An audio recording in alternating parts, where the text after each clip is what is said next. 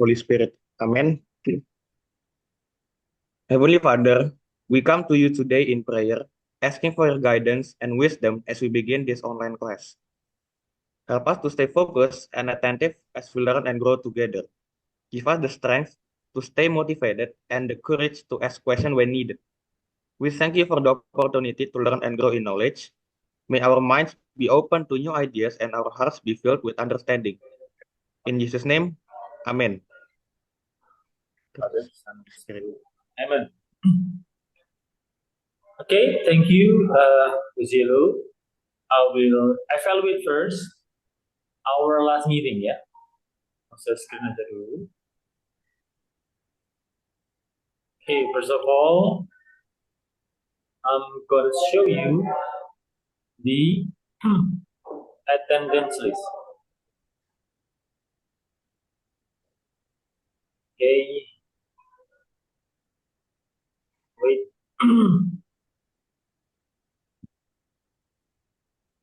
However, I would like to ask actually, kalau Tata itu memberikan tugas kemarin dengan narasi. However, Zilo itu memberikan foto without any narrative explanation. Jadi ada Saya masih nggak tahu Pak, soalnya nggak ada kurang jelas gitu loh, mesti nggak attach apa, jadi saya masukin aja foto pengalaman diakoni yang pernah saya lakukan gitu Pak. waktu itu Saya cuma lagi nyantumin foto yang pernah saya lakukan aja tadi itu. waktu itu kamu mengunjungi atau bagaimana? Kenapa Pak? Waktu itu dengan dua nenek dan kakek itu, what did you do? Ya, so last year my school is having a new program called Eksklusi Budaya. So we live in with other people that not rich Oh, live and in, living in a kind of small village. live in It's maksudnya? already. Iya, semacam live in gitu Pak. Dan kebetulan keluarga yang saya tinggalin ini tuh cukup berkekurangan, tapi mereka sangat bersyukur dengan apa yang dapat gitu loh, meskipun dengan keterbatasan ekonomi dan kesehatan ya, seperti si ibunya itu contoh. Mereka tetap semangat menjalani hidup Pak. Dan ketika mereka mau saya bantu sama teman saya satu lagi dari Gonzaga, bersikeras kayak udah nggak usah bantu aja, kamu ngeliatin aja dari deket gitu. Nah Saya itu pengen sendiri aja gitu kamu loh Pak. Nggak melakukan apa? kerasa pengen dibantu. Apakah membantu dua nenek kakek itu? Did you help them to do something seperti misalnya menganyam apa itu ya? Atau just quiet and watch atau bagaimana? Not really quiet, kita I help her to apa sih Pak? Semacam itu. Ini kan? Nah ini, ya kan? Iya, Jadi saya nggak tahu namanya iya. siapa, kakeknya namanya siapa. Apakah kamu bantu menganyam karung atau apa? Bagaimana? Saya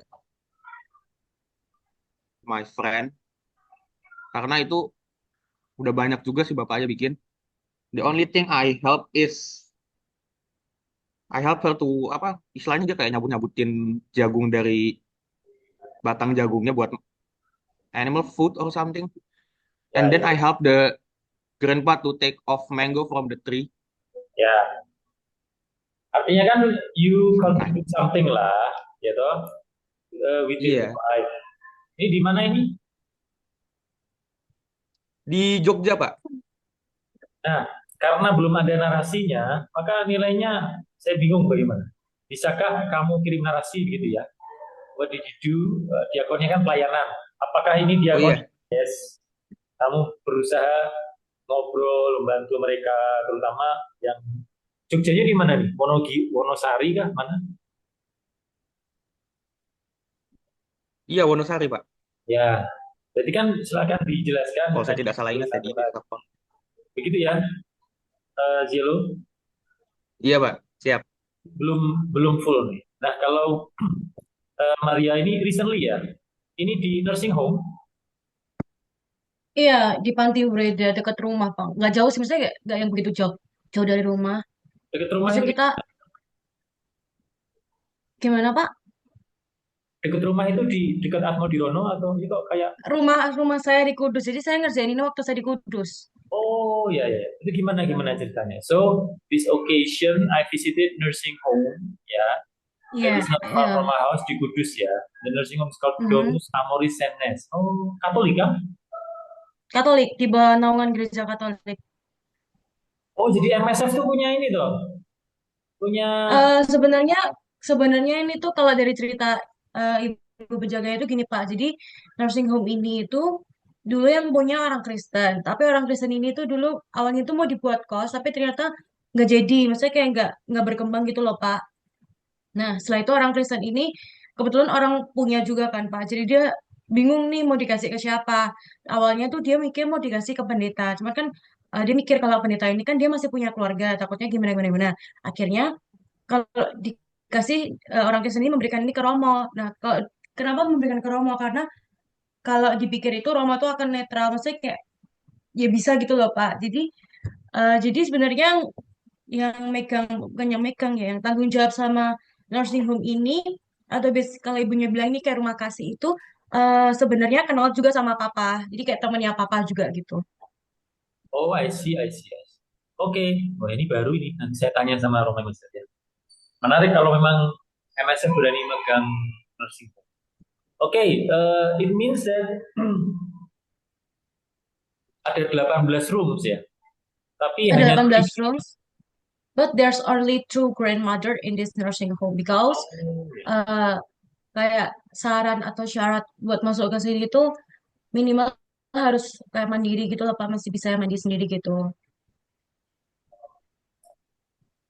Okay, and then what did you do there? Just talk with them, or maybe you cook for them, or something?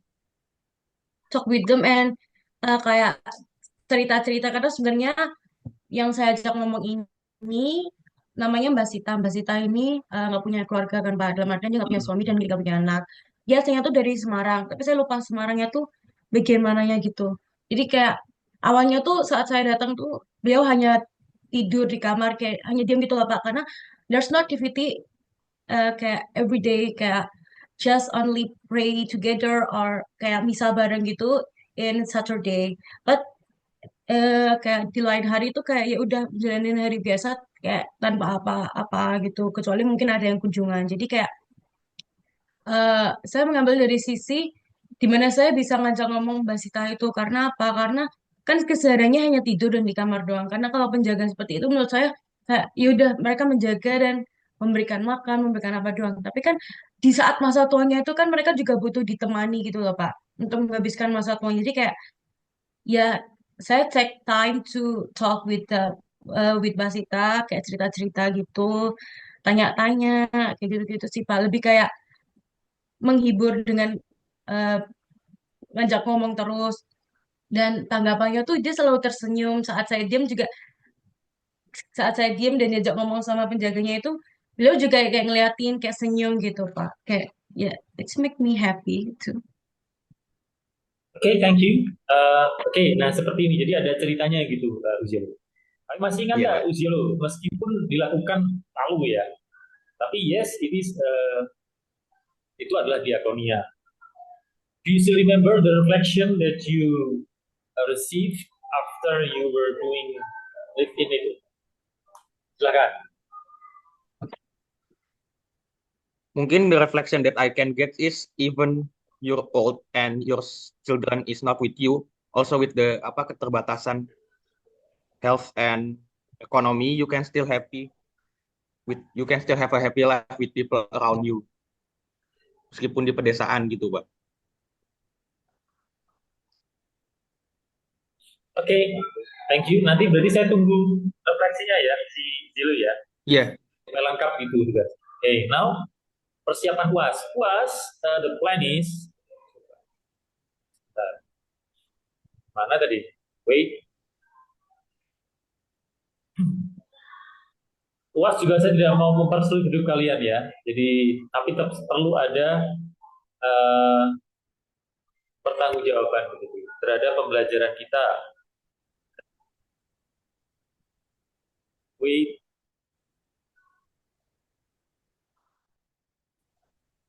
wah laptop saya agak ini. Um, Oke,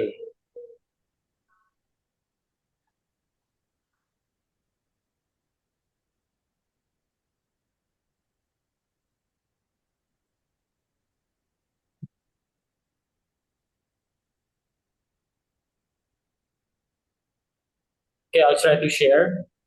Hari ini kita akan persiapan UAS ya, persiapan UAS supaya eh, materi UAS bisa dikerjakan dengan baik. For final examination, actually I'll just give you a case about euthanasia. Ya, jadi ini euthanasia. Mr. Oscar is 42-year-old married woman who is the mother of an 8.5-year-old son, Mrs. S. Okay, dia tuh mother. Her age is 42-year-old. Mrs. Oscar suffers from ALS, itu penyakit yang terkenal, known as Lou Gehrig's disease. Her life expectancy is between 2 and 40 months. Dia seorang ibu, usianya terbatas, sekitar 2,5 bulan lagi. Bukan, 14 months ya, sekitar berapa? 1 tahun lebih sedikit ya. Tahun 2 bulan. Ya. And her condition is rapidly deteriorating. Ini sangat menurun. Very soon she will lose ability to swallow, speak, walk, and move her body without assistance. ALS itu penyakit yang menurunkan fungsi tubuh secara pelan-pelan, gradually. Mengerikan. Very soon she will lose the ability ya ini ya. Thereafter she will be confined to her bed, unable to breathe without respirator, unable to eat unless a gastrostomy tube is inserted to her stomach. Yang kemarin saya kunjungi juga sama, dia sepertinya sudah tidak bisa apa-apa dan itu menurun terus ya, kognitif nanti turun. Mrs. SR understands her condition. She is aware of trajectory of her illness and the inevitability of her death, seperti yang dialami pasien-pasien ALS sebelumnya. Jadi dia tahu. So her wish is to control the circumstances, timing, and manner in which she dies. Kalau bisa lah, jangan saya menderita seperti mereka-mereka itu. That's what she wished for. Therefore, Mrs. SR does not wish to die so long as she still has the capacity to enjoy life. However, by the time she no longer is able to enjoy life, she will be physically unable to terminate her life without assistance. Dia kan nggak bisa bunuh diri. Dan dia sebenarnya enggan untuk bunuh diri. Karena dia ingin menikmati hidup sebenarnya, tetapi tidak mau menderita yang kayak orang nggak bisa apa-apa gitu. Mrs. Osar wants a qualified medical practitioner to be allowed to install the technological means by which she end her own life at the time of her choosing. Jadi dia ingin ketika dia sudah nanti pelan-pelan tidak berdaya, bisa nggak dia switch off peralatan-peralatan itu supaya meninggal dengan tenang. So the question, ini kan euthanasia. Should a medical practitioner be allowed to facilitate Mrs. Asar's wish to determine the time of her death? Give your complete decision and consideration based on Christian perspective. Nah, silakan kalian sebagai orang hukum terutama memadukan dua ini. Kalau Christian perspektif bagaimana? Yang secara umum akan menolak euthanasia ya, because this is suicide, principally suicide. Lalu kalian juga lihat dari sisi hukum, profan itu bagaimana? Karena maksud orang membiarkan orang lain mati pelan-pelan gitu, istilahnya. Kan pada akhirnya orang akan meninggal juga. Apakah kita tidak menyiksa dia kalau dia meninggal pelan-pelan? So for today, I want you to speak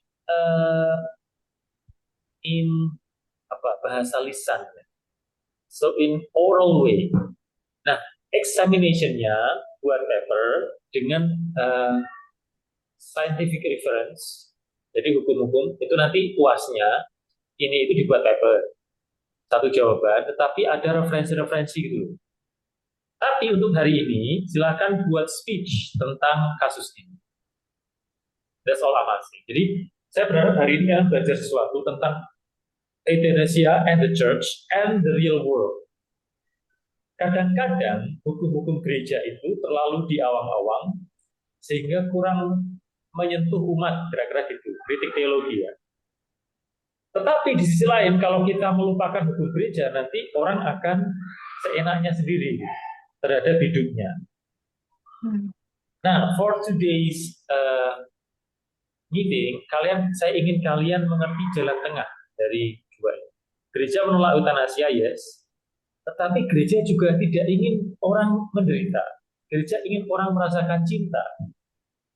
That's the basic of inculturation. Kita mau incarnation. Jadi kenapa Allah menjadi manusia dan lahir di hari Natalnya? Karena dia sungguh menyayangi manusia, actually. Kalau dia tidak sayang sama manusia, dia tidak akan menjadi manusia, bahkan nanti disalib menderita. Jadi sebenarnya Tuhan Allah itu ingin manusia itu bahagia, selamat hidup. That's number one. Number two, the church interpret kalau bunuh diri itu tidak boleh. Maka eutanasia, termasuk eutanasia, suntik mati gitu ya, is not allowed in church. Nah, jadi itu dua hukum itu. Satu, Allah sangat menyayangi manusia, tidak ingin dia menderita, tapi di sisi lain, ketika ada manusia menderita dan mau, ya saya end my life lah, itu gereja nggak boleh. Implikasinya nanti dia mati pelan-pelan tuh. Kalau ALS itu kan matinya pelan. So, what is your opinion? Yes or no? Nanti silahkan dikatakan di oral speech. Saya akan set meeting ya. Di meeting. Sir, I wanna asking. Ya, gimana? Maksudnya dia mati pelan-pelan itu kan karena memang umur dia yang masih bertahan sekian bulan itu kan, Sir, atau gimana maksudnya, Sir? Mati pelan-pelan karena dia menderita ini, ALS. ALS ini nanti tidak hanya mati pelan-pelan, dia itu pertama lumpuh, nggak bisa ngomong, terus nggak bisa nggak bisa pikir, terus badannya sakit semua, terus pelan-pelan mati gitu dengan kesakitan, ALS Oh, begitu. For example, my grandmother itu di akhir hidupnya itu nggak bisa jalan, dia harus berbaring. Itu aja punggungnya lecet-lecet karena tidak gerak ya. Jadi kalau kita tidak gerak itu kan ototnya melemah, mengerucut gitu kan. Dan ya bahkan mungkin tidak bisa menelan. Ya betul, karena motorik tidak digerakkan. Itu apakah kita mau menyiksa mereka dengan mati pelan-pelan atau kita membolehkan orang bunuh diri? Ya itu kan dilemanya. Makanya dear students, silakan cari referensi yang baik, yang menarik tentang eutanasia. Oral dikumpulkan hari ini, paper dikumpulkan waktu UAS. Oh iya, paham. Oke ya, Pak, yang paper kita ketik or write, ketik aja. tulis tangan, ketik. Ketik dengan rapi, judul berdasarkan kasus ini ya. Jadi kasus ini menjadi introduction of your paper. Nah nanti kamu olah jadi lalu yang saya cari sebenarnya kalian mencari referensi apa? Ada nggak human rights? Ada nggak dokumen gereja yang bicara tentang itu? Referensinya ya? Ada nggak misalnya studi kasus di Indonesia atau di mana yang menawarkan solusi terbaik? Jadi di dalam gede itu yang saya cari. Ya harapannya kalau kalian mengerjakan lebih awal kan untuk examination yang lain kalian bisa concern juga sih. Betul. Begitu kira-kira ya. Any question? No? Jauh ini nggak ada, Pak. Ya. Oke, jadi nanti saya set di meeting 14 ya untuk hari ini untuk video reaction YouTube seperti biasa di post linknya. Lalu setelah itu akan ada final examination, ini nanti akan saya setting seperti ini. Tapi jawabannya kalau kemarin itu soalnya kurang referensi mereka itu menurut saya. Padahal kalian international undergraduate program, saya sangat berharap kalian itu ada referensi yang bagus. Jadi kuliahnya ya worthy gitu loh. Jadi jawabannya worthy gitu. Nah, referensinya apa ini yang saya cari? Kan kalian mahasiswa pinter gitu maksud saya ya, international. Maka ketika menjawab semoga dasarnya kuat. That's all actually. Saya akan menunggu ya jawabannya. Saya akan kirim rekaman ini nanti ke grup juga lah supaya Nandu mengerti. Nandu dibangunkan ya supaya dia tidak ketinggalan kelas. Ya. Oke, that's all. Thank you, students. Pak, apa gimana? berarti kita send the video itu in the classroom. Yes. Meeting The 14. deadline? Deadline-nya hari ini. Yang video. Oke, cuti. Sampai malam kan, Pak? Ya, malam-malam. Oke, Pak. Oke. Oke, let's end our meeting. Silakan Tata pimpin. Oke.